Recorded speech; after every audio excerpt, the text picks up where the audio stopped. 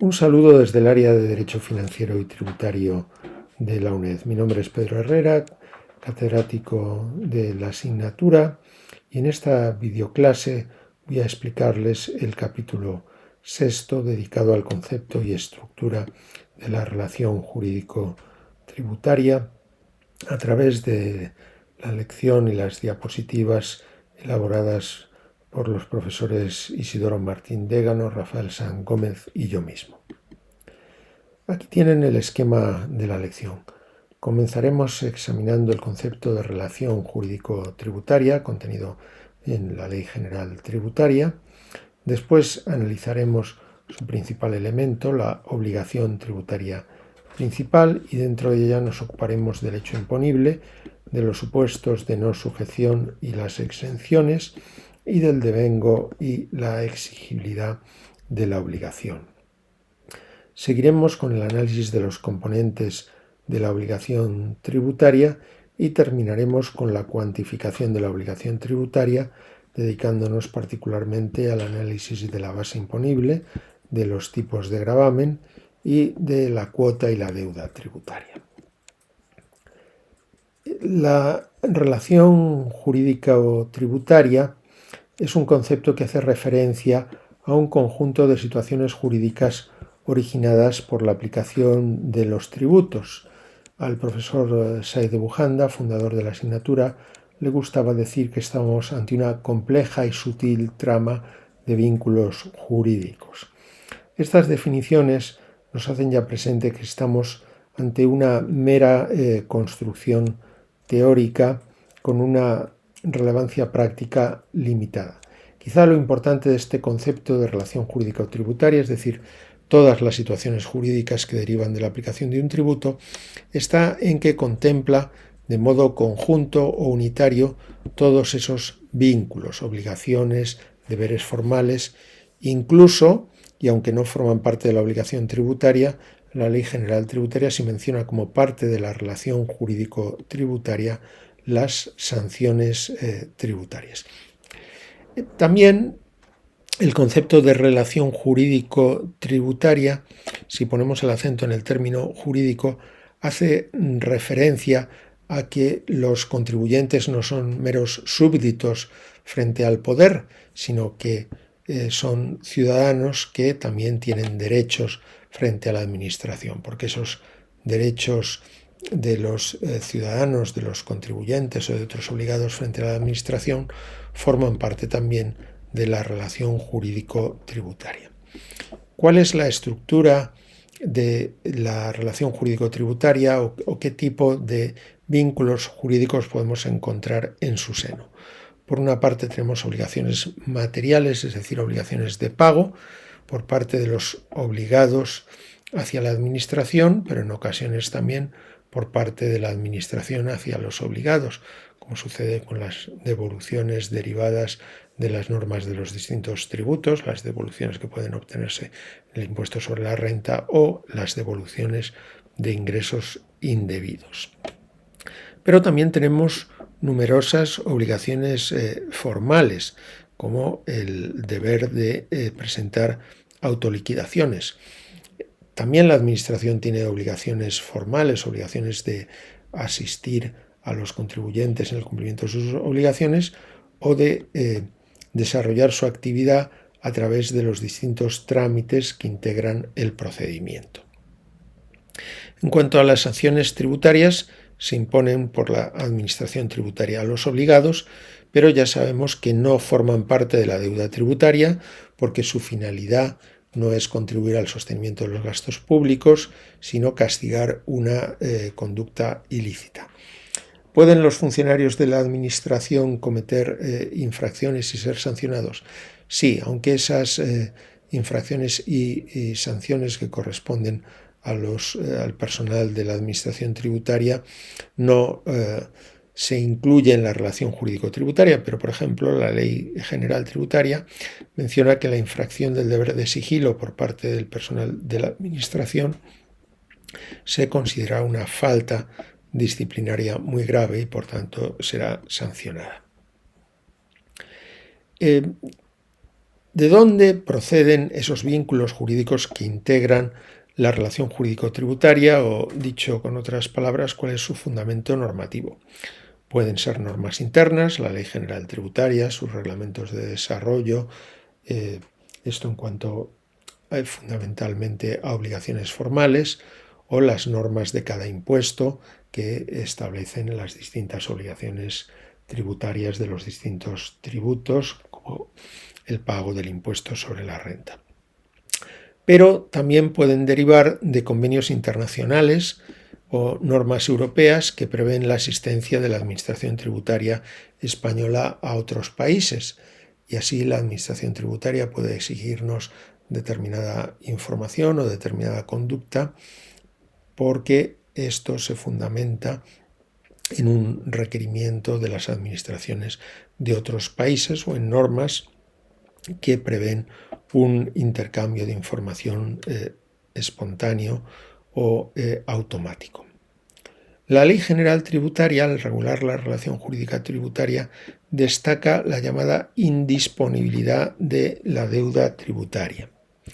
Y lo hace en dos preceptos. El artículo 17, párrafo quinto, se refiere a la indisponibilidad por parte del deudor y señala que los elementos de la obligación tributaria no pueden ser alterados por actos o convenios de los particulares que no tendrán efectos frente a la Administración tributaria sin perjuicio de sus consecuencias jurídico-privadas.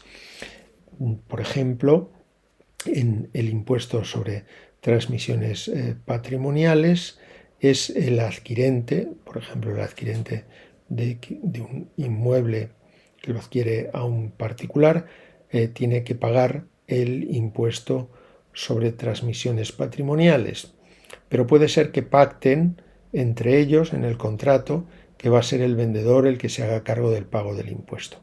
¿Esta cláusula del contrato es válida? Pues bien, es válida entre las partes contratantes, entre los particulares, pero no tiene efectos frente a la administración. Y aunque hayan pactado que va a ser el vendedor el que realice el pago, si no lo hace, la administración irá contra el comprador, que es quien se considera contribuyente de este impuesto.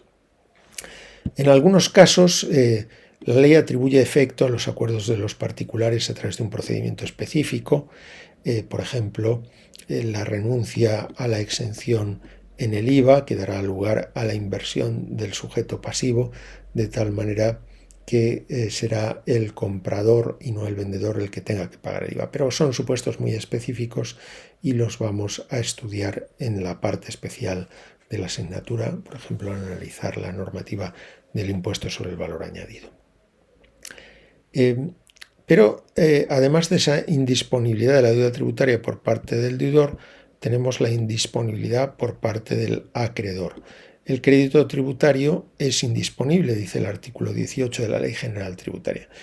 Esto lo que supone es que la Administración no puede perdonar la deuda al obligado tributario, aunque existen supuestos específicos como la participación de la Hacienda en procesos concursales que estudiaremos en la lección correspondiente a la extinción de la deuda tributaria. Veamos ahora el núcleo de la relación jurídico-tributaria. Está constituido por la obligación tributaria principal.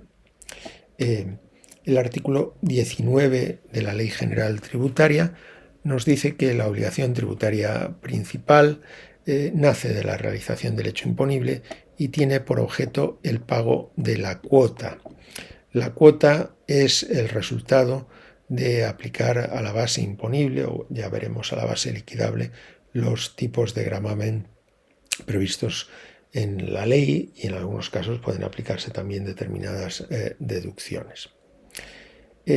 La obligación tributaria principal nace mediante un mecanismo ex lege, es decir, nace cuando se produce en la realidad el hecho imponible tipificado por la ley. El artículo 20, párrafo primero de la Ley General Tributaria define el hecho imponible como el presupuesto de hecho cuya realización origina el nacimiento de la obligación tributaria principal. ¿Qué funciones tiene ese hecho imponible?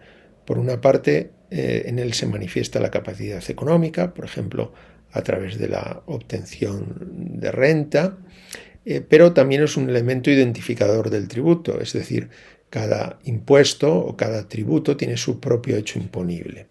Es verdad que el tributo se va a configurar también por todos sus elementos, sujeto pasivo, elementos de cuantificación, pero la nota más característica que se distingue un tributo de otro está en su hecho imponible como elemento identificador.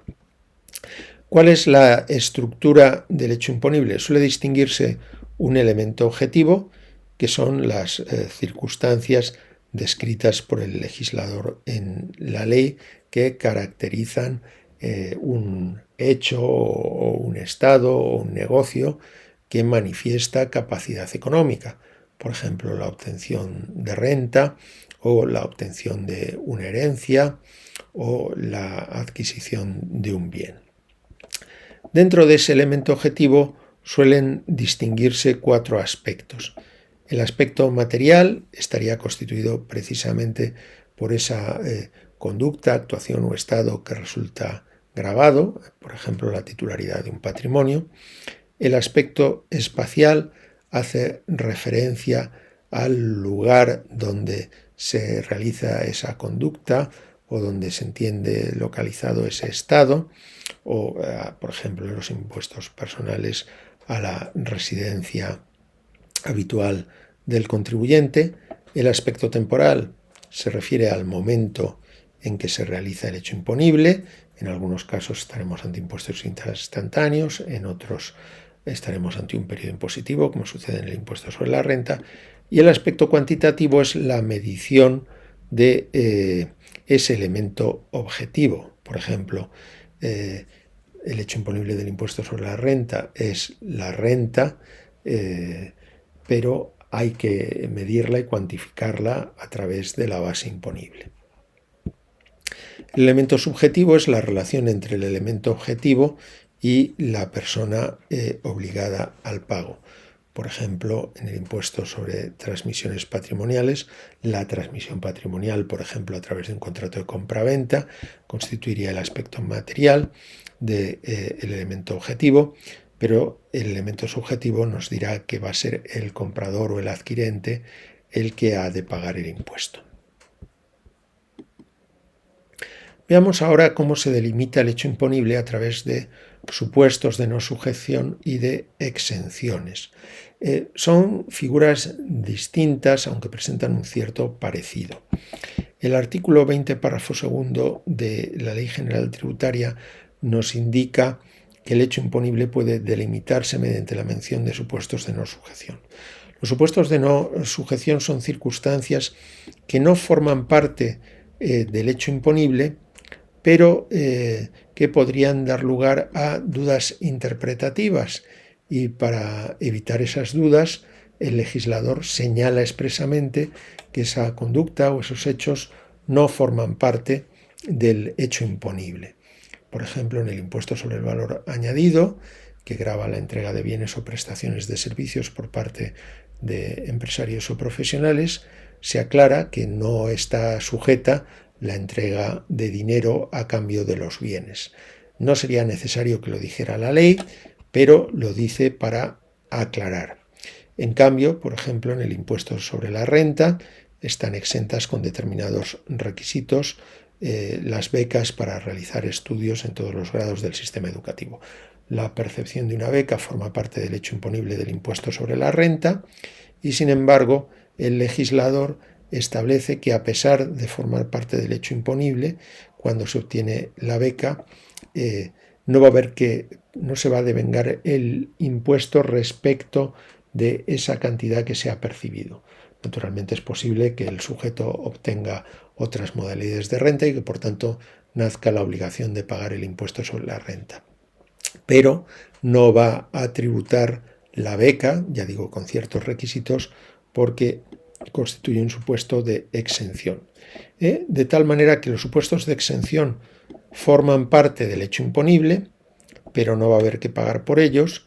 En cambio, los supuestos de no sujeción están fuera del ámbito del hecho imponible, no dan lugar nunca al nacimiento de la obligación tributaria y el legislador los menciona con una finalidad de aclarar que esos supuestos no están sujetos al impuesto y por tanto no tributan.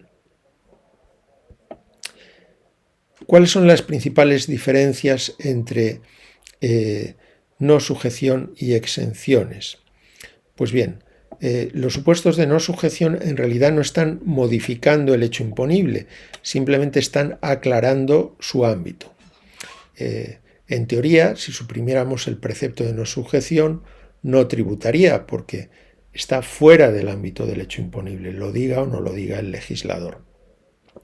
En cambio, en los casos de exención, si desaparece la exención, habría que tributar. Por ejemplo, si el artículo 7 de la Ley del Impuesto sobre la Renta no dijera expresamente que las becas con determinados requisitos están exentas, no estarían exentas y tributarían como renta sujeta al impuesto.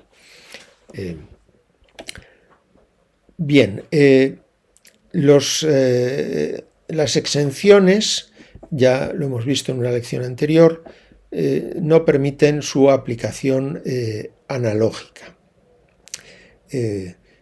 Pues si en un impuesto sobre perros está exentos los perros lazarillos, y se dice así expresamente, no podría aplicarse por analogía esta exención a otros supuestos parecidos que tengan una identidad de razón, pero que no estén previstos expresamente en la ley. Por ejemplo, pues a la adquisición de un perro por razones terapéuticas para superar una depresión, si lo único que están exentos son los lazarillos, no cabe la analogía.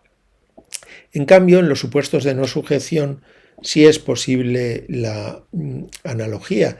Así, por ejemplo, si se nos dice que en el IVA la entrega de dinero a título de contraprestación o pago no está sujeta, podemos entender también, por analogía, que el pago, el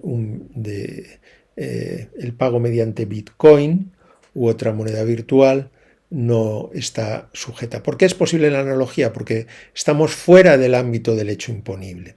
No es posible la analogía en el ámbito del hecho imponible, pero fuera de él sí sería posible. De todas maneras, estas reflexiones han de tomarse con mucha cautela, porque en la práctica el legislador no utiliza siempre los términos con rigor. Y hay supuestos en que, para empezar, no siempre se habla de exención o no sujeción, sino que a veces se dice no tributará, y habrá que examinar en cada caso concreto si realmente estamos ante una exención, es decir, ante un precepto puramente aclaratorio del mandato que puede derivarse de los demás preceptos de la ley, o si se trata de una excepción, de tal manera que aunque se realiza el hecho imponible, no hay que pagar. Por ejemplo, la ley nos dice que no va a tributar la plusvalía del muerto, no se utiliza esta terminología, pero la ley del impuesto sobre la renta se refiere con esta expresión a los incrementos de valor de los bienes de una persona que se ponen de manifiesto como consecuencia de su fallecimiento y la transmisión a los herederos. Pues bien, esas plusvalías de la persona fallecida no van a tributar en el impuesto sobre la renta, pero en realidad no se trata de un supuesto de no sujeción, sino de un supuesto de exención. Si se eliminara el precepto, se someterían a gravamen.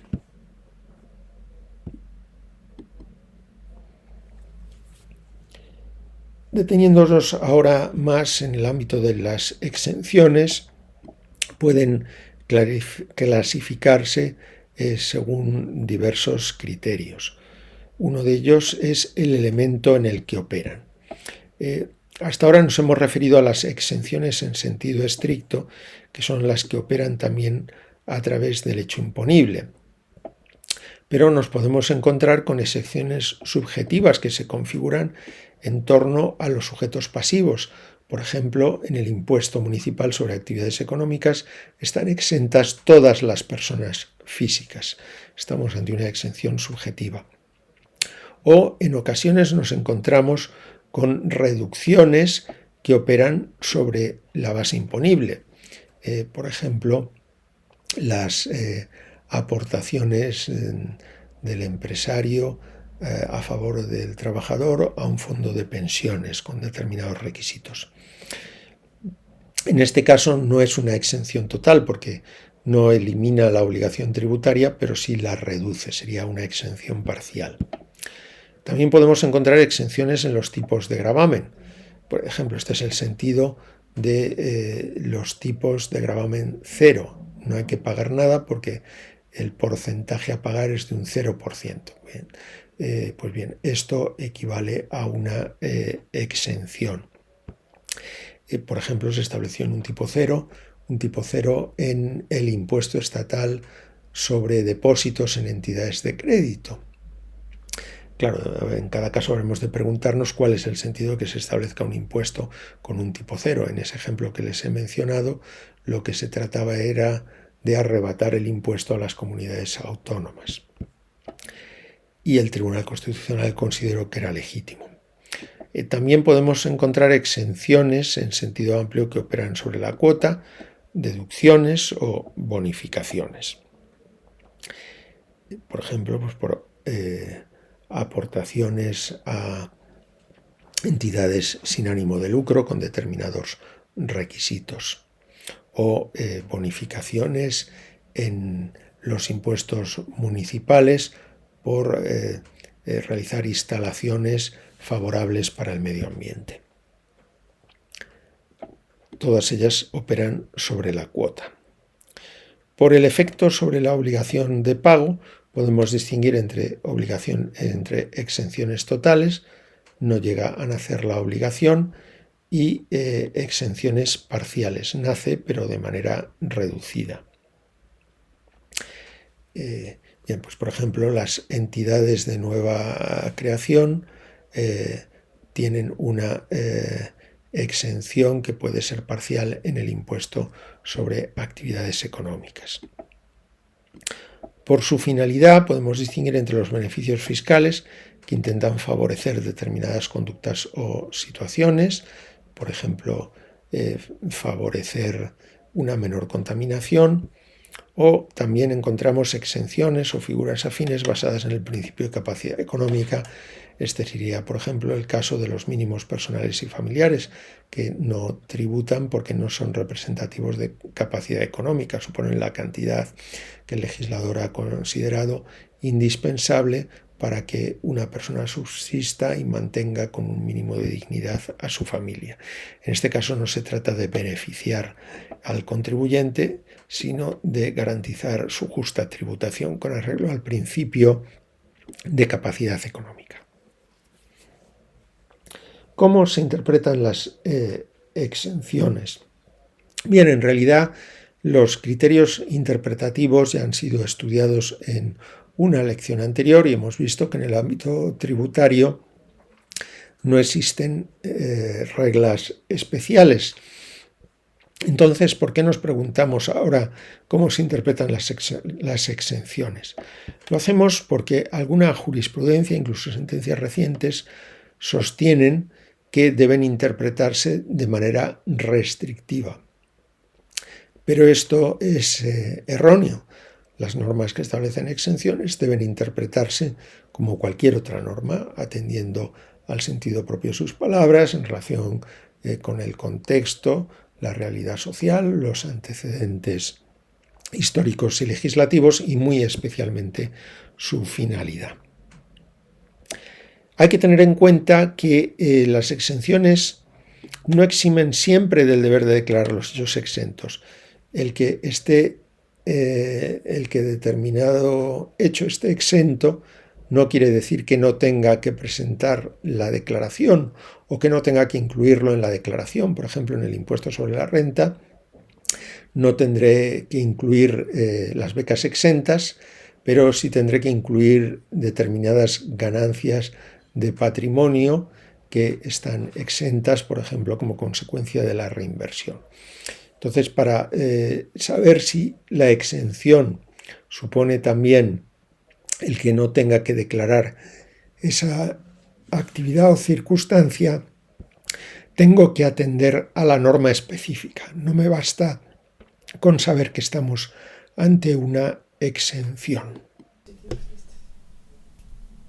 Vamos a ver a continuación los aspectos temporales de las exenciones. ¿Cuándo nace una exención? En sentido estricto, nace cuando tiene lugar el hecho imponible, puesto que la exención es un supuesto en el que, pese a realizarse el hecho imponible, no nace la obligación tributaria. Por tanto, con anterioridad es una mera expectativa. ¿Qué sucede si se realiza una inversión que va a dar derecho a una exención o una deducción durante varios años? En este caso, la exención correspondiente a la deuda de cada año no va a nacer hasta que se produzca el devengo de cada uno de esos ejercicios, es decir, en el impuesto sobre la renta el 31 de diciembre. Sin embargo, ya se ha realizado esa inversión que va a afectar a varios años y que en principio daría lugar a la deducción durante varios años, como la antigua deducción por adquisición de vivienda en el impuesto sobre la renta. ¿Qué sucede entonces cuando se suprime la exención? ¿Se pierde esa expectativa de exención o de deducción para los años siguientes? En principio sí, pero el legislador puede establecer disposiciones transitorias cuando suprime las exenciones. Es lo que designábamos en otra lección como ultraactividad. La norma está derogada con carácter general, pero va a seguir teniendo efectos para algunos contribuyentes que realizaron el supuesto de hecho que determinaba la exención con anterioridad. En algunas exenciones, en cambio, se establecen límites temporales. Por ejemplo, la exención solo se va a aplicar a las empresas de nueva creación durante los 2 primeros ejercicios. Y nos encontramos también con exenciones condicionadas. Condicionadas en el sentido de que con posterioridad al devengo y al nacimiento de la exención deben realizarse determinadas conductas. Por ejemplo, la adquisición de vivienda habitual. Pues bien, la exención por reinversión en vivienda habitual requiere que se adquiera esa nueva vivienda habitual en un plazo determinado y si se incumple esa condición, en ese caso, en la autoliquidación del periodo del incumplimiento ha de incluirse la cantidad que dejó de pagarse anteriormente con intereses de demora. Veamos ahora el devengo y la exigibilidad. El devengo se define en el artículo 21 de la Ley General Tributaria como el momento en que se entiende realizado el hecho imponible. ¿Cuáles son sus efectos? Por un lado, del devengo nace la obligación tributaria principal, al realizarse el hecho imponible nace la obligación tributaria principal. En los impuestos instantáneos como el IVA, esto tiene lugar cuando se realiza la operación gravada, y en los impuestos periódicos puede ser al principio del periodo impositivo, como sucede en el impuesto sobre bienes inmuebles, o al final del periodo impositivo, por regla general el 31 de diciembre, como sucede en el impuesto sobre la renta de las personas físicas. Además, el devengo determina las circunstancias relevantes para la obligación tributaria. Por ejemplo, en el impuesto sobre la renta hay determinadas circunstancias que dan lugar a mínimos personales y familiares y esas circunstancias tienen que concurrir el 31 de diciembre. El que haya nacido la obligación tributaria, es decir, que se haya producido el devengo, no equivale a que ya sea exigible. La exigibilidad se refiere al momento en que debe realizarse el pago. En los impuestos que se gestionan mediante autoliquidación, que son la mayoría, como sucede con el impuesto sobre la renta, reglamentariamente se va a establecer el periodo en el que deba realizarse el pago. Por ejemplo, en el impuesto sobre la renta, del 1 de abril al 30 de junio del año posterior, aquel en que se ha realizado el devengo. En algunos casos, la exigibilidad precede al devengo, son supuestos de pago anticipado. Esto se da en sentido estricto en las contribuciones especiales. Como recordamos, las contribuciones especiales, el hecho imponible es, sintetizando, el aumento de valor de los bienes derivado de una obra pública. Pero para financiar esa obra pública que va a hacer aumentar el valor de los inmuebles próximos, se necesita el dinero con anterioridad. Por eso en las contribuciones especiales se exige habitualmente un pago anticipado. En el impuesto sobre la renta tenemos obligaciones autónomas de realizar pagos a cuenta, retenciones, pagos fraccionados, ingresos a cuenta. Lo estudiaremos al analizar el impuesto sobre la renta en el Derecho Financiero y Tributario 2. Pero en este caso se trata de obligaciones autónomas, en el sentido de que aunque las cantidades retenidas se van a poder deducir de la cuota del contribuyente, sin embargo la obligación de retener e ingresar en el tesoro nace con independencia de que al final haya que pagar o no el impuesto sobre la renta de las personas físicas. Otra consecuencia de la exigibilidad es que suele determinar el inicio del cómputo de la prescripción. La prescripción empieza a correr cuando termina el plazo para autoliquidar o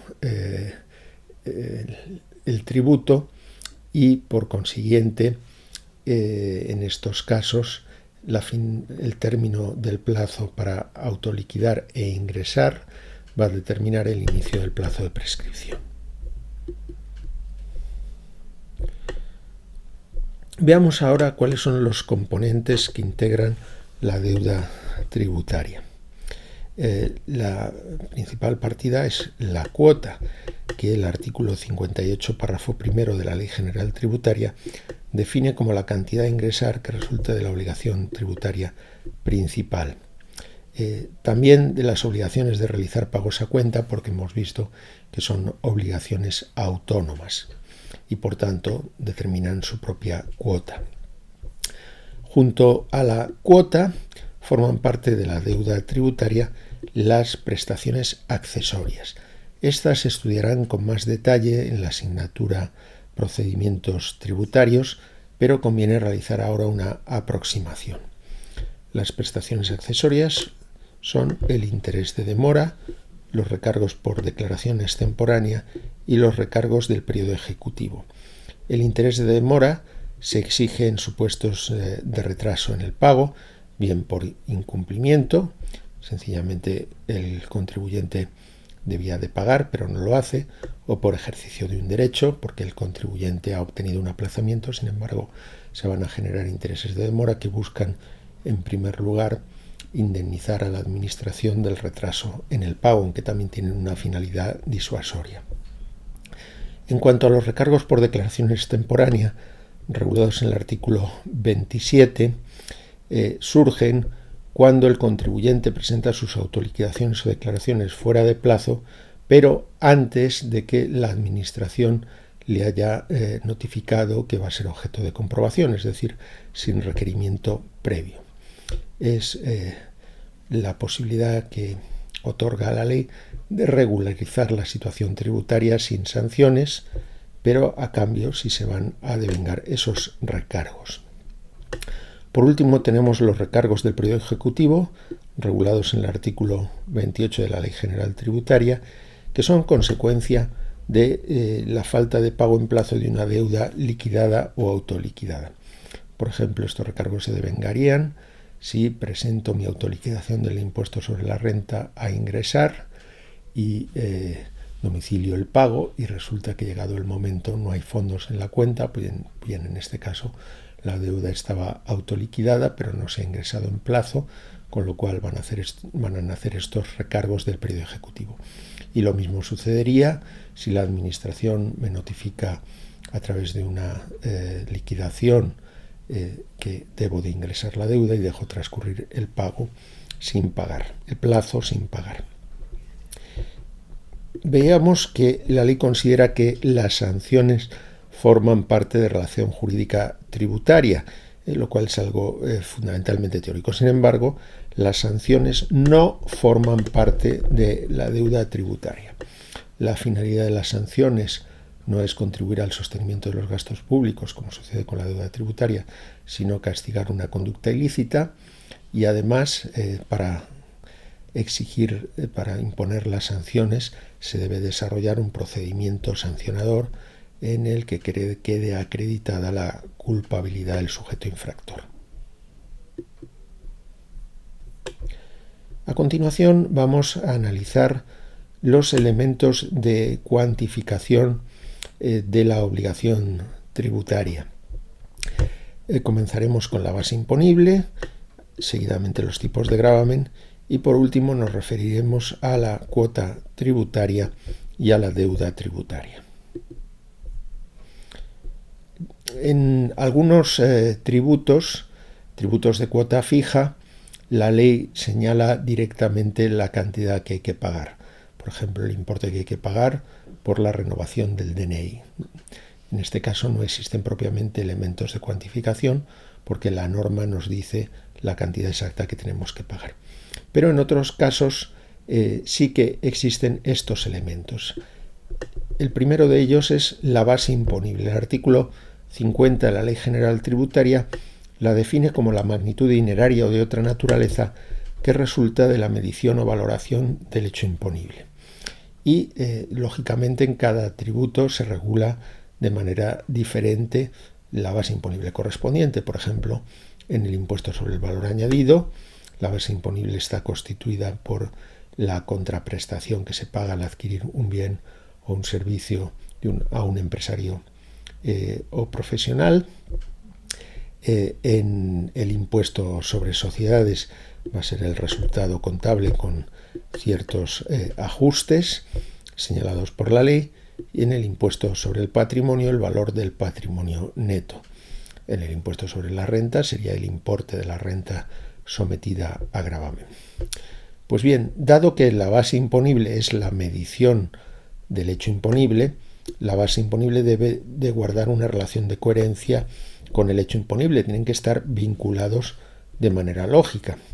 Por ejemplo, si el hecho imponible es la celebración de rifas y tómbolas, no tendría sentido que la base imponible esté constituida por los ingresos obtenidos por la cafetería del local. Debería ser el importe total de los boletos de la rifa. Esta necesaria coherencia entre hecho imponible y base imponible ha sido destacado en la sentencia del Tribunal Constitucional de 26 de octubre del año 2001, que declara inconstitucional la base imponible de la plusvalía municipal del impuesto sobre el incremento de valor de los terrenos por no ser coherente con el hecho imponible definido en la ley, es decir, el incremento de valor del terreno. Bien, la base imponible constituye el primer elemento de cuantificación y sobre ella se aplican los tipos de gravamen para determinar el importe de la cuota tributaria. Por ejemplo, la base imponible es 100, es un importe de 100 euros, el tipo de gravamen del 10%, en ese caso la cuota estaría constituida por un importe de 10 euros.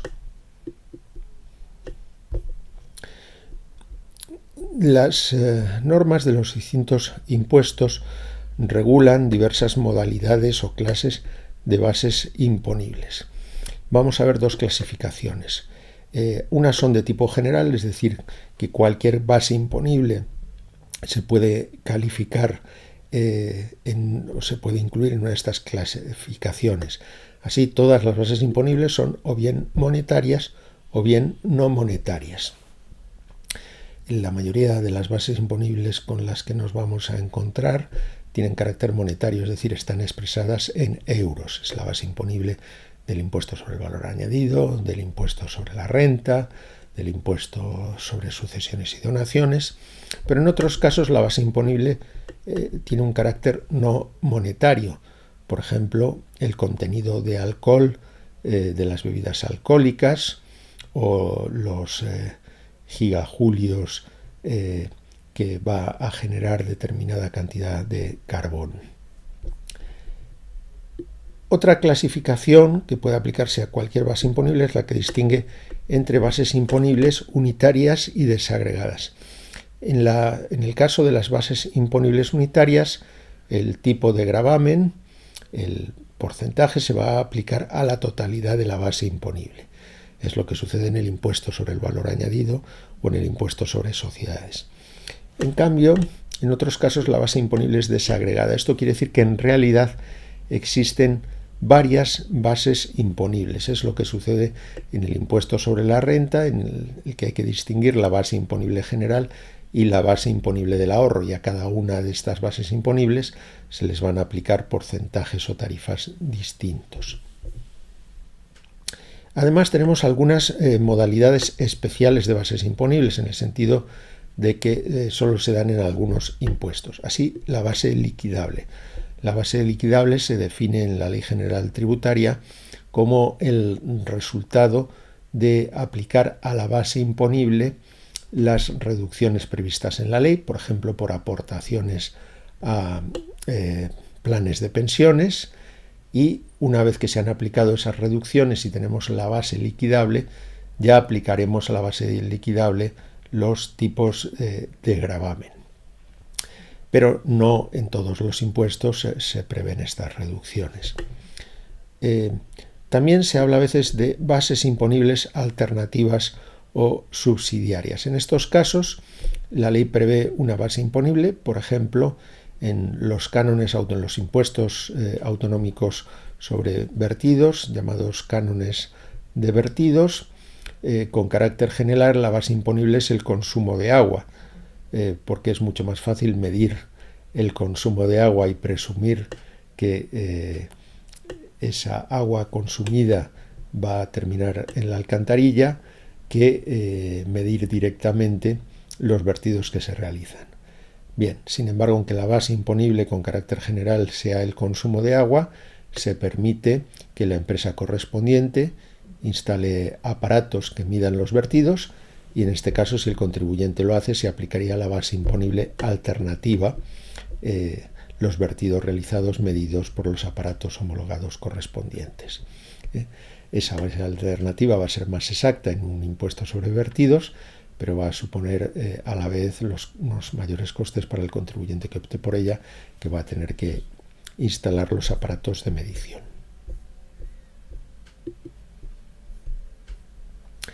Detengámonos ahora en la diferenciación entre bases imponibles monetarias y no monetarias. Como les decía, la base imponible monetaria se expresa en euros.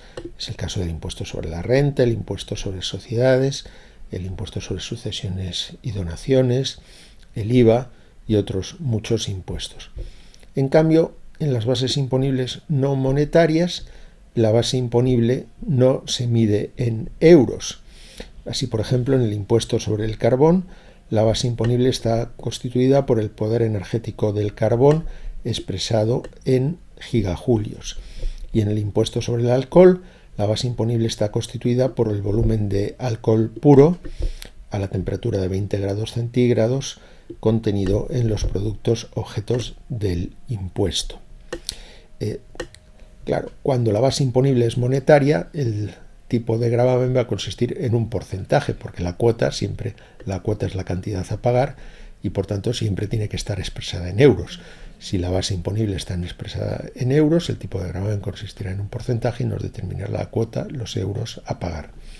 En cambio, cuando la base imponible sea monetaria, no monetaria, el tipo de gravamen no estará constituido por un porcentaje, sino por los euros que se pagarán por cada unidad de la base imponible, tantos euros por gigajulio o tantos euros por hectolitro de alcohol. Aquí tenemos un ejemplo de base imponible desagregada en el impuesto sobre la renta.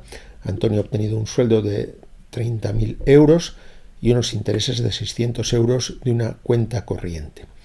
Pues bien, en el impuesto sobre la renta nos vamos a encontrar con una base imponible desagregada, es decir, con dos bases imponibles.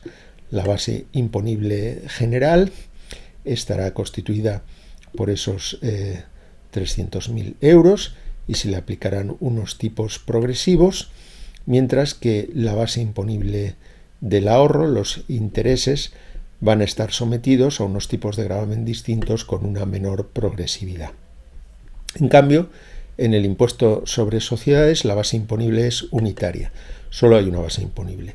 Si una sociedad anónima ha obtenido como resultado de su negocio un beneficio de 306.000 euros y 6.000 corresponden a los intereses de su cuenta corriente, no va a haber que desagregar la base imponible, sino que el importe de la base imponible va a ser de 306.000 euros a los que se le aplicará el único tipo de gravamen del 25%. Como les indicaba, la base liquidable se define en el artículo 54 de la Ley General Tributaria como la magnitud resultante de aplicar en la base imponible las reducciones establecidas en la ley. En el impuesto sobre la renta se prevén estas reducciones. Hay reducciones variadas previstas en distintos artículos.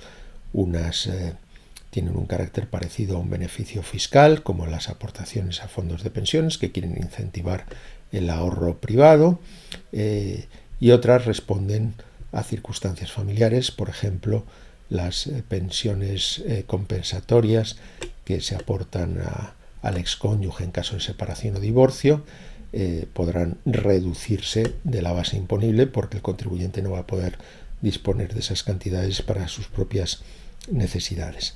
Bien, aquí tenemos un ejemplo. Antonio tiene una base imponible de 30.000 euros y ha aportado 1.000 euros a un plan de pensiones y ha pagado a su mujer por decisión judicial una pensión compensatoria de 6.000 euros. La base imponible será de 30.000 euros.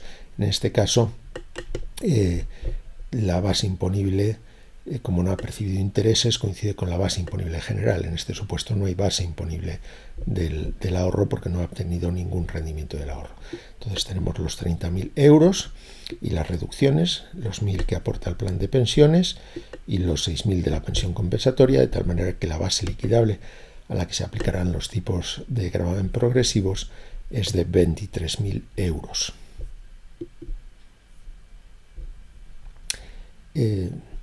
Aquí tenemos con más detalle el ejemplo de la base imponible alternativa en los cánones de saneamiento, que pese a esa denominación canon son impuestos establecidos en diversas comunidades autónomas. Por regla general, la base imponible va a ser el consumo de agua, pero si el contribuyente es una empresa e instala aparatos de medición, la base imponible alternativa va a ser el volumen de vertidos medido por dichos aparatos. En estos casos, el contribuyente deberá optar expresamente por esa base imponible alternativa. ¿Cómo se calcula la base imponible?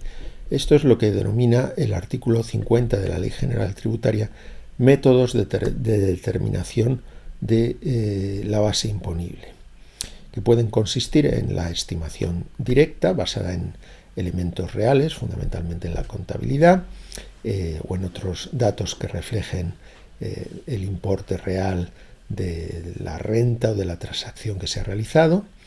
En otros casos tenemos una estimación objetiva, una estimación simplificada que no atiende a la realidad, sino que atiende a valores medios. Y, en último término, la estimación indirecta, que se va a utilizar cuando no sea posible la estimación directa ni la objetiva, por ejemplo, porque el contribuyente tenía que tributar en estimación directa, pero no ha llevado contabilidad. Entonces la administración tendrá que reconstruir el importe de la base imponible utilizando métodos indirectos, pues antecedentes de que disponga sobre el contribuyente o comparaciones con otros contribuyentes que se encuentren en una situación similar. Bien, en la estimación directa pueden tenerse en cuenta otros instrumentos de valoración, como la información previa a la adquisición de la transmisión de bienes inmuebles, prevista en el artículo 90 de la Ley General Tributaria. Antes de adquirir el bien inmueble, pregunto a la Administración cuál es el valor de ese bien a efectos del impuesto sobre transmisiones patrimoniales. este mecanismo va a perder relevancia práctica como consecuencia de la implantación del valor de referencia como base imponible de los bienes inmuebles en el impuesto sobre transmisiones. Esto requiere una explicación más detallada que será objeto de la asignatura Derecho Financiero y Tributario 2 en su segunda parte, imposición indirecta. Y en algunos impuestos se prevén acuerdos previos de valoración, por ejemplo, en operaciones vinculadas en el impuesto sobre sociedades. Dos empresas del mismo grupo realizan una operación, una vende a otra una patente. Bien, en este caso puede ser difícil calcular el valor de mercado y se puede llegar a un acuerdo con la administración en el sentido de que se realizará una propuesta a la administración y si la administración la considera correcta o bien propone determinadas modificaciones, ese valor se va a dar como válido a efectos de las transacciones que se produzcan en el futuro. Detengámonos ahora en la estimación directa prevista en el artículo 51 de la Ley General Tributaria. Es el régimen de aplicación más frecuente, presente en casi todos los tributos y se utiliza tanto a iniciativa de los contribuyentes. Cuando, por ejemplo, presentamos nuestra autoliquidación del impuesto sobre la renta, estamos realizando una estimación directa, estamos teniendo en cuenta los datos reales sobre lo que hemos ganado o los gastos deducibles que se han producido. Y también la va a utilizar la administración al liquidar un impuesto. Por ejemplo, hemos presentado la declaración del impuesto sobre sucesiones y la administración autonómica nos calcula el importe bien, mediante una estimación directa. O bien presentamos nuestra autoliquidación del impuesto sobre la renta, pero la administración considera que no es correcta y la regulariza, pues lo hará en principio mediante la estimación directa. En esta estimación directa se van a utilizar datos directamente relacionados con el hecho imponible, contabilidad, facturas, de tal manera que se va a medir de la manera más exacta posible la capacidad económica. A veces, aun utilizándose la estimación directa, dentro de ella se integran algunas presunciones o gastos estimativos. Por ejemplo, en la estimación directa simplificada en el impuesto sobre la renta se va a aplicar una reducción del 5% del rendimiento neto por gastos de difícil justificación y provisiones hasta un máximo de 2.000 euros. O incluso en los rendimientos del trabajo se va a restar una cantidad en concepto de gastos de difícil justificación de 2.000 euros y constituye un elemento estimativo porque no se van a determinar gastos concretos que haya realizado el contribuyente, sino que se presume, iuris et de iure, que el contribuyente tiene algunos gastos que no puede justificar o que son difíciles de justificar y que la ley no permite deducir de manera expresa y se permite a tanto alzado realizar ese gasto deducible estimativo.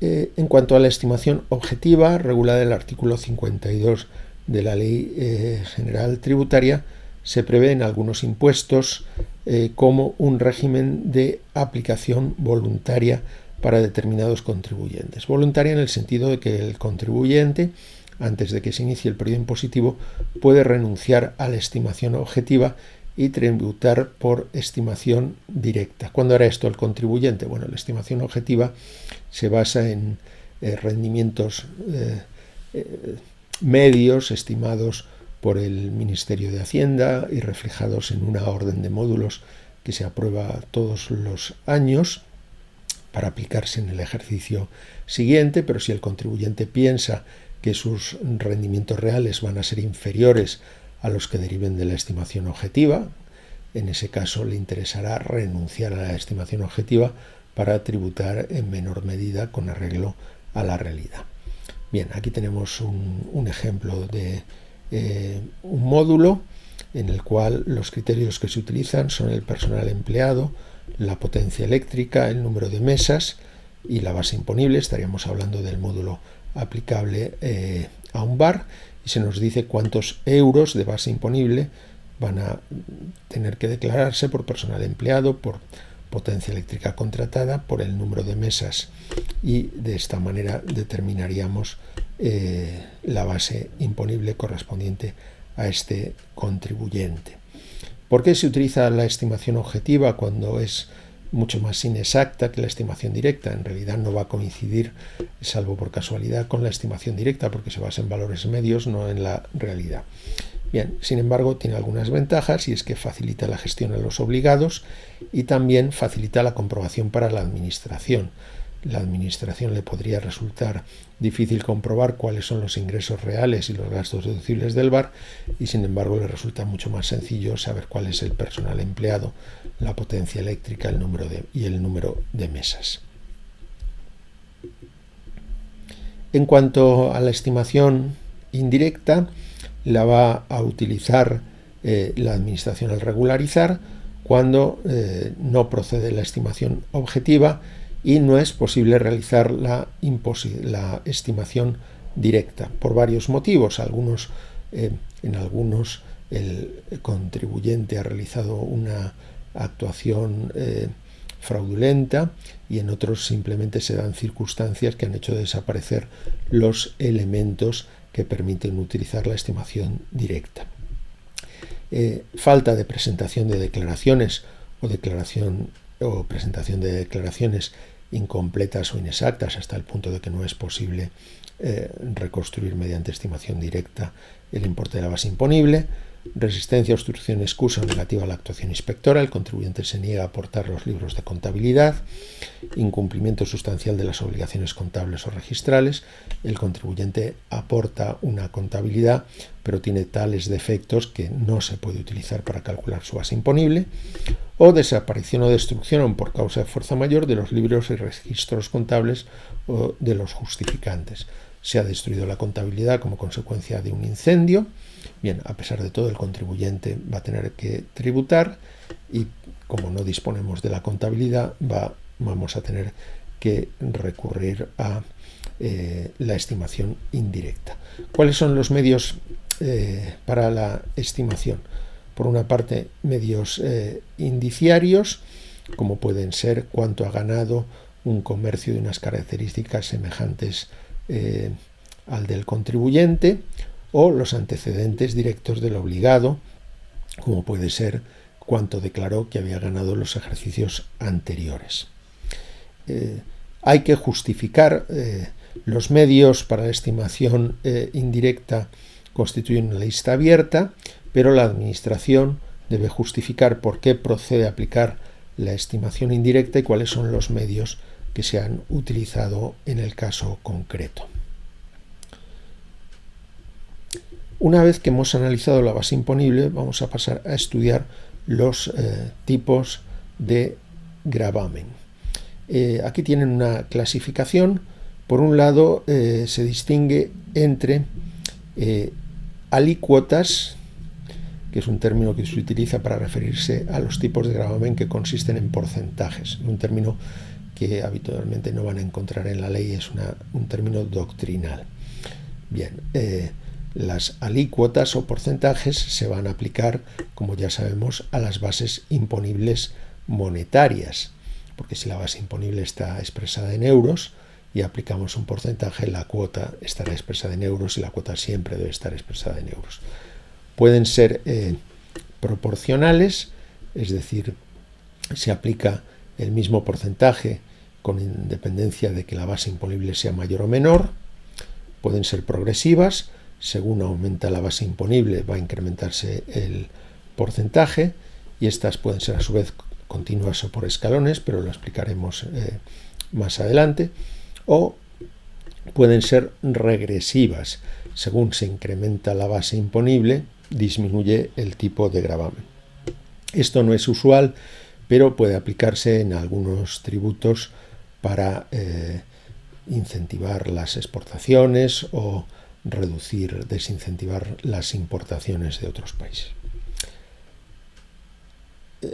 Junto a las alícuotas o porcentajes, que va a ser la modalidad de tipo de gravamen más frecuente, encontramos los tipos de gravamen en sentido estricto, que están constituidos por euros por unidad física. Estos se aplican a las bases imponibles no monetarias y, como veremos enseguida, pueden ser específicos, siempre va a ser la misma cantidad por unidad física, o graduales, tenemos una escala.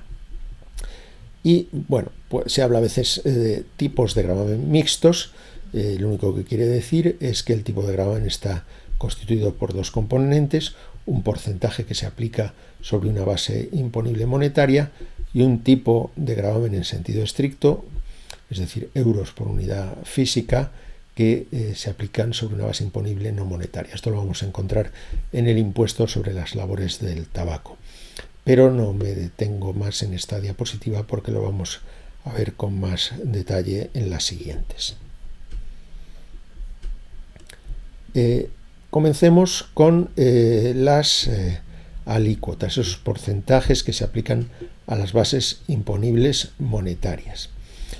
Puede ser que existan varios tipos de gravamen, por ejemplo, para distintos bienes o para distintas entidades.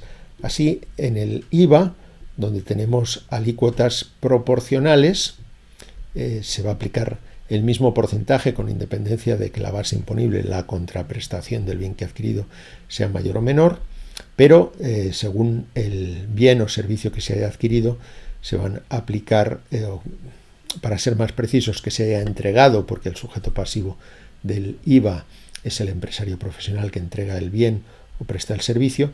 Bueno, pues vamos a bienes de primera necesidad, se va a aplicar un tipo súper reducido del 4%, a otros bienes cuyo consumo se considera merecedor de un trato fiscal más favorable, se va a aplicar un tipo reducido del 10%, por ejemplo a los libros, y a todos los demás bienes se les va a aplicar un tipo general del 21%.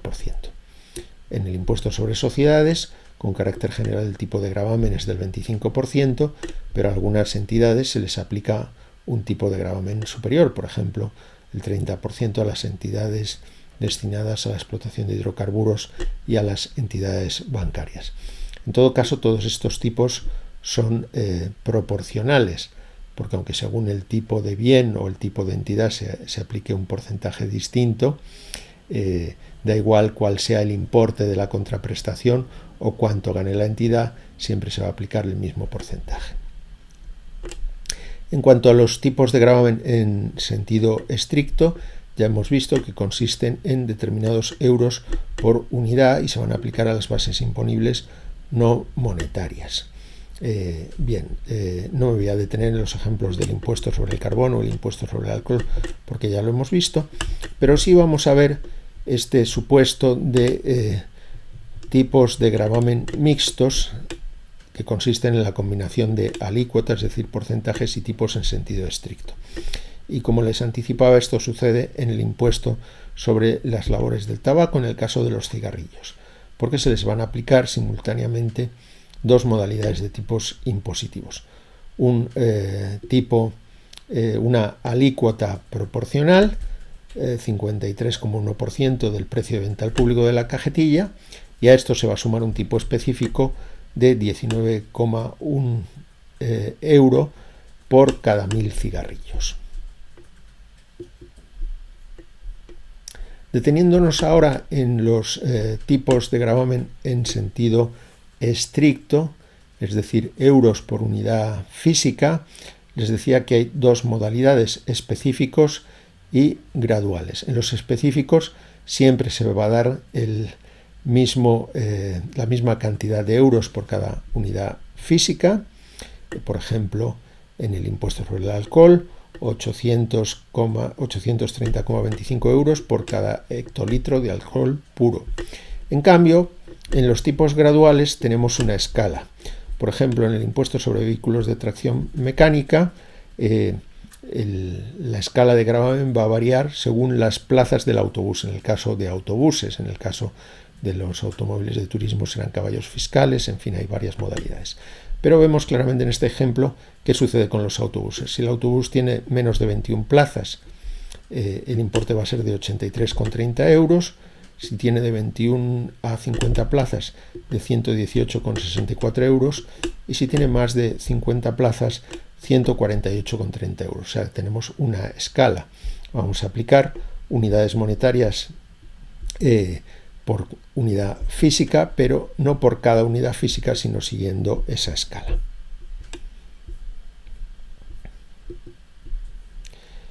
En cuanto a las alícuotas proporcionales y progresivas, ya hemos visto que en teoría también caberían alícuotas regresivas, es decir, porcentajes que van disminuyendo según se incremente la base imponible, pero esto es extraño y podría considerarse en principio contrario al principio constitucional de progresividad.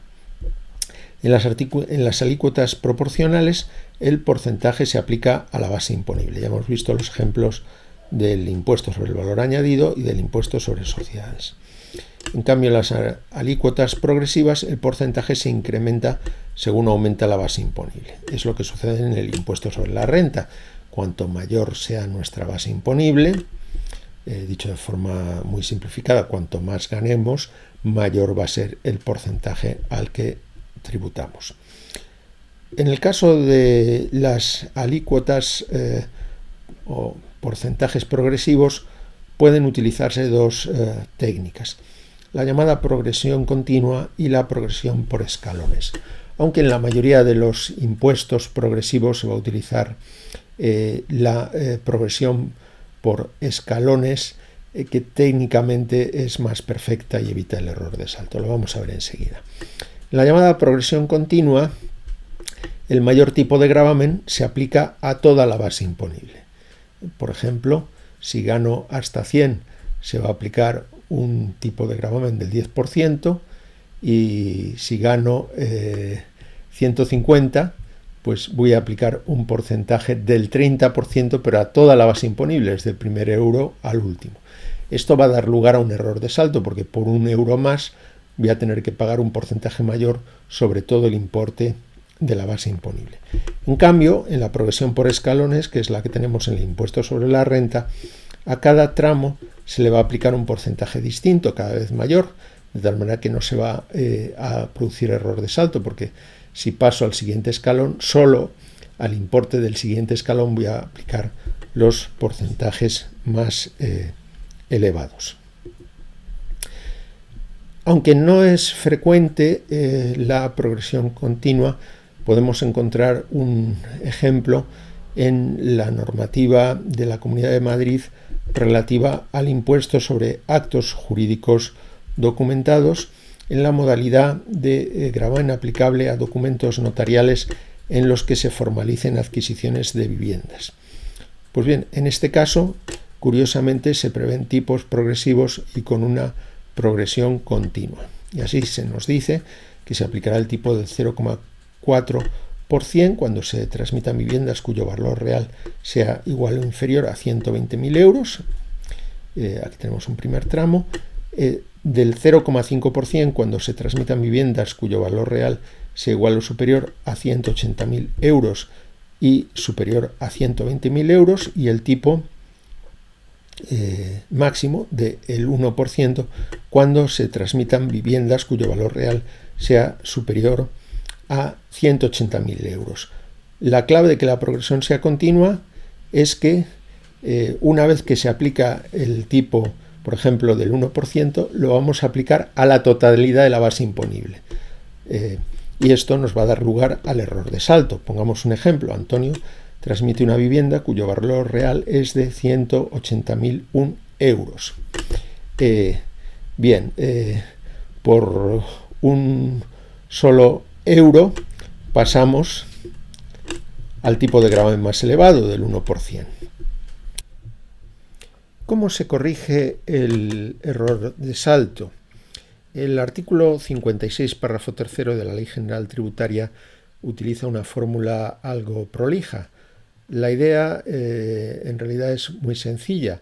Por una parte vemos cuál es el incremento de la base imponible. En el ejemplo anterior era 1 euro. Vemos el incremento de cuota y al incremento de cuota le restamos el incremento de base imponible y ese es el exceso que hemos de restar para corregir el error de salto.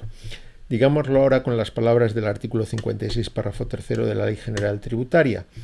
La cuota íntegra deberá reducirse de oficio cuando de la aplicación de los tipos de gravamen resulte que a un incremento de la base corresponde una porción de cuota superior a dicho incremento. Y ese exceso es el que debe ser objeto de una reducción. Veámoslo con el ejemplo mencionado en la diapositiva anterior. ¿Cuál es el incremento de la base imponible? Hemos visto que pasa de 180.000 euros a 180.001 euros. Por tanto, el incremento de base en este ejemplo es de 1 euro. ¿Cuál es el incremento de cuota? La cuota, en cambio, pasa de los 900, que correspondía a los 180.000, a los 1.800,01 euros, que correspondía a los 180.001. Por tanto, el incremento de cuota derivado de ese incremento de base es de 900,01 euros. ¿Cuál es el exceso? 900,01 euros, que es el incremento de cuota, menos 1, incremento de base, nos da el resultado de 899,01. Pues bien, esa es la cantidad que hemos de restar de la cuota para corregir el error de salto. A la cuota de 1.800,01 le restamos los 899,01 euros y obtenemos una cuota a pagar de 900,01 euros. Todos estos problemas se evitan cuando la tarifa o alícuota progresiva se configura por escalones. En este supuesto no se produce el error de salto. Y podemos ver cómo funciona este mecanismo basándonos en la tarifa de la Ley del Impuesto sobre la Renta aplicable a la base liquidable general. Vamos a ver la normativa vigente en el año 2011, pues la técnica que se utiliza es siempre la misma. Pues bien, esta es la tarifa del impuesto. Vemos cómo en una primera columna se nos habla de la base liquidable, porque antes habremos aplicado las reducciones, bien, hasta 0 euros, es decir, si mi renta es de 0 euros, ¿cuál va a ser la cuota a pagar? Segunda columna. Pues si mi cuota es de 0 euros, evidentemente no voy a tener que pagar nada, es decir, voy a tener que pagar 0 euros. Bien, y aquí comienza el primer tramo. Y el resto hasta 12.450 euros. Imaginemos que mi renta, mi base, para decirlo más precisamente, mi base liquidable general, es exactamente de 12.450 euros.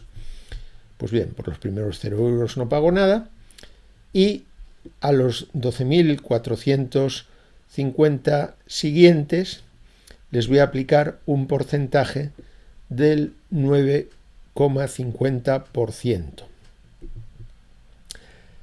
Pasamos a la siguiente fila. Si mi base imponible es exactamente de 12.450 euros, lo que hemos visto que sucedía, ¿cuál va a ser el resultado de aplicarle a esos 12.450 el tipo de gravamen de 9,50 euros? Pues el resultado va a ser una cuota íntegra de 1.182,75. Bien, y a lo que exceda de los 12.450 euros, ¿no? Imaginemos que he ganado 1.000 euros más. Bien, pues a lo que exceda de los 12.450 euros hasta un exceso de 7.750 se le va a aplicar el tipo de gravamen del 12%. Es decir, si gano 1.000 euros más, en lugar de 12.450, gano 13.450, por los primeros 12.450 mi cuota íntegra sería de 1.182,75 y a los 1.000 euros siguientes les aplicaría un tipo de gravamen del 12%, pero solo a los 1.000 euros siguientes. Por eso vemos que la progresividad es por escalones. A cada tramo le aplicamos su propio tipo de gravamen. Bien, ¿y qué sucede si mi base liquidable es de 20.200 euros? Resultado de sumar a los 12.450 el siguiente tramo de 7.750.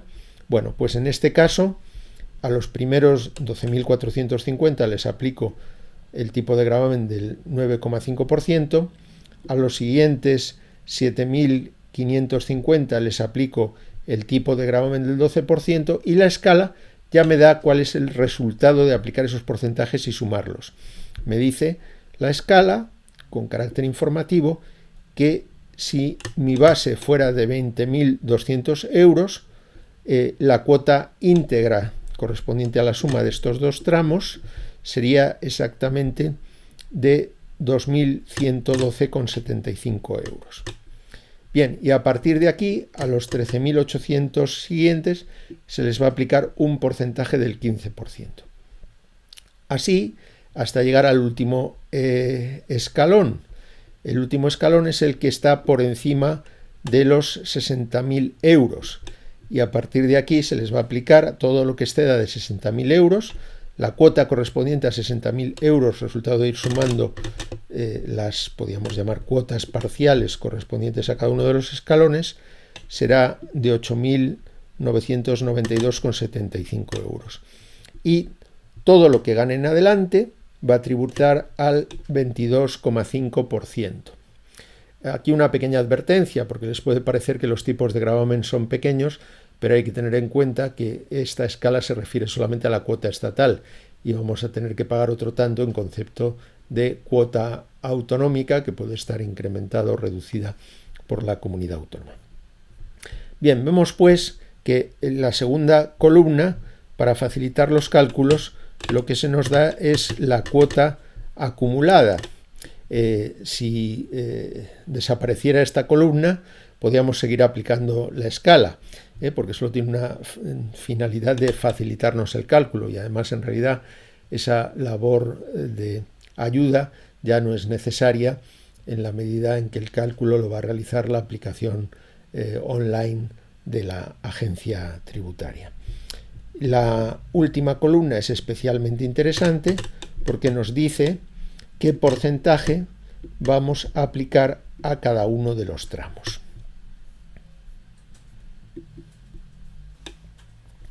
En esta diapositiva tienen un esquema que recapitula las clases de base imponible y de tipos de gravamen. Ya hemos visto, en cuanto a las clases de base imponible, tenemos unas clasificaciones generales, monetarias y no monetarias, unitarias y desagregadas, y algunas modalidades especiales de base imponible, la base liquidable y las bases alternativas o subsidiarias. Respecto de la base liquidable voy a realizar una pequeña aclaración terminológica, y es que cuando la ley utiliza el término reducción, se está refiriendo siempre a reducciones que se practican sobre la base imponible para obtener la base liquidable. En cambio, cuando la ley utiliza el término deducciones o bonificaciones, se está refiriendo a cantidades que se restan de la cuota, no de la base. Por último, les menciono otro término que no hay que confundir con las deducciones en sentido estricto, que son las que se practican de la cuota, que son los gastos deducibles. Los gastos deducibles los restamos a los rendimientos íntegros para obtener los rendimientos netos, que son los que se van a integrar en la base imponible. Por ejemplo, si he obtenido rendimientos de un negocio, en la base imponible no voy a reflejar los ingresos brutos o íntegros que obtengo, sino que tendré que restar primero los gastos deducibles, por ejemplo, lo que me he gastado en el alquiler del local, en pagar al personal, etcétera, para obtener la renta neta que se integrará en la base imponible. Después aplicaremos las reducciones de la base imponible, por ejemplo, aportaciones a fondos de pensiones, y obtendremos la base liquidable, a la base liquidable le aplicamos los tipos de gravamen y obtenemos la cuota íntegra, y después a esa cuota íntegra se podrán aplicar algunas deducciones, como veremos enseguida.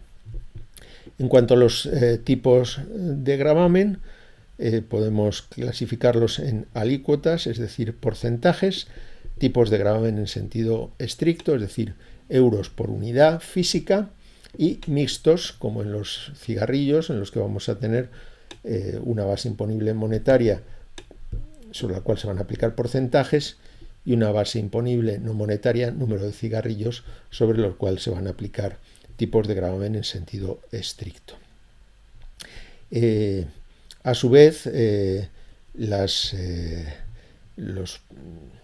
escalas de tipos de gravamen constituidas por porcentajes, o mejor dicho, los porcentajes de gravamen pueden ser proporcionales, solo hay un porcentaje que se aplica a toda la base imponible; progresivas, los porcentajes se van incrementando según se incrementa la base imponible; o regresivas, los porcentajes van disminuyendo según aumentan la base imponible, aunque esto difícilmente lo encontraremos en la práctica. Y a su vez la progresividad puede ser continua, el porcentaje superior se lo aplicamos a toda la base imponible desde el primer euro, o por escalones, como sucede en el impuesto sobre la renta, a cada tramo de base imponible le aplicamos un porcentaje distinto y así evitamos el error de salto. Si me permiten una pequeña broma, uno podía pensar que el error de salto se produce en los escalones. Parece que es más fácil tropezarse en los escalones. Pues no. Precisamente cuando la progresividad es por escalones no tenemos error de salto. El error de salto se produce solo en la progresión continua, que se encuentra en desuso en nuestro sistema jurídico. Bien, y ahora veremos cómo se integra la cuota con los demás componentes que integran la deuda tributaria. La cuota es la cantidad a ingresar que resulta de la obligación principal o bien de las obligaciones de realizar pagos a cuenta.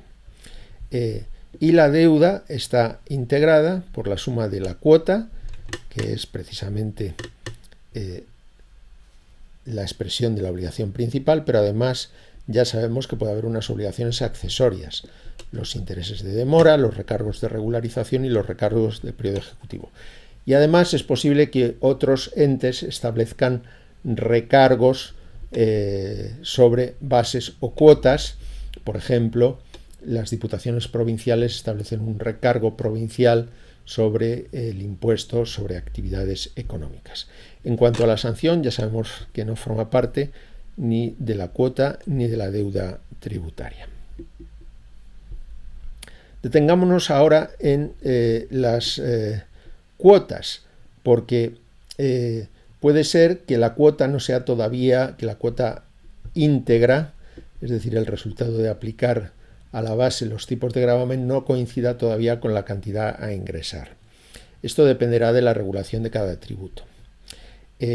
La cuota íntegra es el resultado de aplicar los tipos de gravamen a la base imponible, o en su caso a la base liquidable, pero sobre esa cuota íntegra pueden aplicarse deducciones u otras minoraciones legales. A veces se habla de bonificaciones de la cuota, por ejemplo en los impuestos municipales. Pues bien, la cuota líquida será el resultado de restar esas deducciones de la cuota o bonificaciones de la cuota a la cuota íntegra. Y puede ser que todavía la cuota líquida no coincida con la cantidad a ingresar, porque si se han realizado pagos anticipados, como las retenciones en el impuesto sobre la renta, el importe de esas retenciones, como ya se ha pagado anticipadamente a la hacienda pública, debe restarse de la cuota líquida para determinar la cuota diferencial, que va a ser la cantidad a ingresar si es positiva, o la cantidad que me tiene que devolver la administración tributaria porque ya he pagado de manera anticipada una cantidad superior. Por eso en el impuesto sobre la renta puede ser que la autoliquidación sea negativa y proceda una devolución. Veamos un ejemplo. Cuota íntegra en el impuesto sobre la renta de 6.000 euros. pero sobre ella va a ser aplicable la deducción por adquisición de vivienda habitual. Bien, aunque ya se ha suprimido, la mencionamos en el ejemplo y supongamos que esa deducción es de 500 euros. Pues bien, la cuota líquida sería el resultado de restar a la cuota íntegra de 6.000 euros los 500 euros de la deducción y nos darían una cuota líquida de 5.500 euros. Pero supongamos que además se han practicado unas retenciones sobre el salario de este trabajador de 12.000 euros. Pues bien, ¿cómo calculamos la cuota diferencial a la cuota líquida, que hemos quedado que eran 5.500 euros? Le restamos los 12.000 euros de retenciones y vamos a obtener una cuota diferencial negativa de 6.500 euros que la Administración tributaria deberá devolver al contribuyente. Con esto terminamos esta lección y volveremos a vernos en la próxima videoclase dedicada a las garantías y extinción de la deuda tributaria. Muchas gracias.